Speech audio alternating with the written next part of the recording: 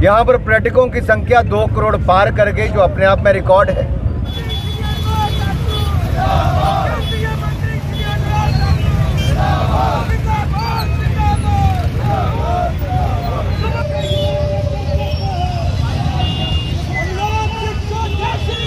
जय श्री राम, जय श्री राम।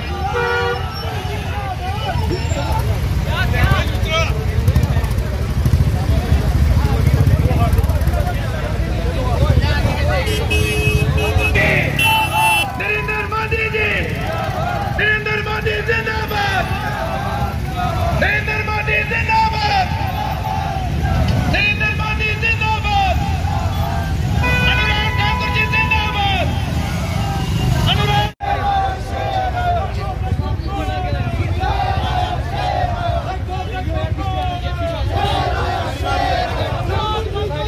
जय श्री राम, ठाकुर जी को जय श्री राम, जय श्री राम, जय श्री राम, जय श्री राम। पहले तो मैं कहूँगा कि हमारे यहाँ से लोकप्रिय प्रत्याशी डॉक्टर जितेंद्र सिंह जी, जिन्होंने बहुत अहम भूमिका मोदी सरकार में निभाई। यहाँ की जनता ने रिकॉर्ड मतों से उनको जीतकर भिजवाया। मोदी जी ने उनको बहुत मान सम्मान अपने मंत्रिमंडल में दिया है, अहम भूमिका, अहम मंत्री पद। और साथ ही साथ जो जम्मू कश्मीर के विकास के लिए मोदी सरकार ने योजनाएं दी हैं, आज दिख रहा है कि जम्मू कश्मीर कैसे विकास कर रहा है। और जहां तक आपने AFSPA की बात कही, मैं यही कहूंगा, एक समय था जब आतंकवाद के कारण, अलगाववाद के कारण जम्मू कश्मीर में 45,000 से ज़्यादा लोगों की जानें गई। उसके लिए आतंकवाद भी, अलगाववाद, ये दोनों, और धारा 370-35 से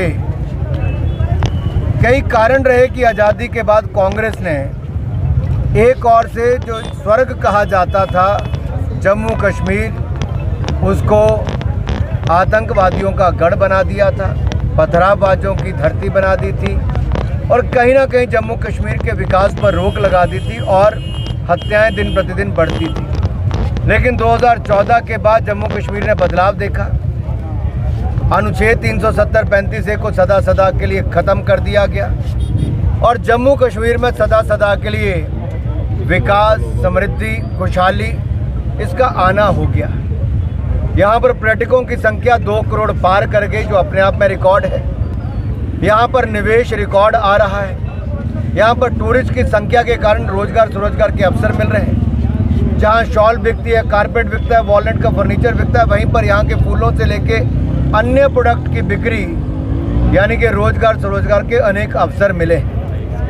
आपने जो कहा कि अफस्पा क्यों हटाया जाए, मैं कहूँगा अफस्पा तब था जब आतंकवादी घटनाएं ज़्यादा थी, जहाँ पर सुरक्षा बलों को संरक्षण भी चाहिए था।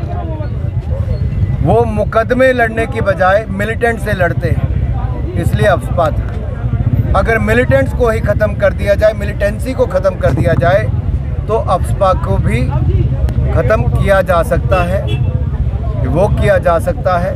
इसलिए अमित शाह जी ने बिल्कुल ठीक कहा कि मोदी जी के नेतृत्व में जो जम्मू कश्मीर में खुशहाली आई है, जो सुरक्षित अपने आप को महसूस करते हैं, आने वाले समय में जम्मू कश्मीर की पुलिस ही यहाँ पर सुरक्षा दे और यहाँ पर अफस्पा भी ना हो, उस दिशा में हम लोग आगे बढ़ सकते। कांग्रेस की सोच महिला विरोधी है। उन्होंने 60 साल राज किया लेकिन महिलाओं के लिए कुछ नहीं किया। लेकिन गरीब माँ का बेटा नरेंद्र मोदी जी जब देश के प्रधानमंत्री बने तो नारी शक्ति के सम्मान में जहां 1 और 4 करोड़ पक्के मकान दिए, 12 करोड़ शौचालय, महिलाओं को इज्जत घर बनाकर दिए, 13 करोड़ बहनों को घरों में नल से जल दिया, वहीं पर 60 करोड़ बहनों को 60 करोड़ बहनों को और भाइयों को मुफ्त में इलाज आयुष्मान भारत में दिया, 80 करोड़ लोगों को मुफ्त में अनाज दिया, वहीं पर 10 करोड़ बहनों को रसोई गैस का सिलेंडर देकर उनको रोज़मर्रा की ज़िंदगी में बहुत सुविधाएं दी हैं। तो 33% आरक्षण विधानसभा से लेकर लोकसभा में नारी शक्ति बंधन बिल से दिया है। मोदी जी नारी शक्ति बंधन बिल लाते हैं राहुल गांधी जी शक्ति से ही लड़ने की बात करते हैं, यानी कि नारी के खिलाफ ही, महिलाओं के खिलाफ, बहनों के खिलाफ, बेटियों के खिलाफ कांग्रेस लड़ना चाहती है।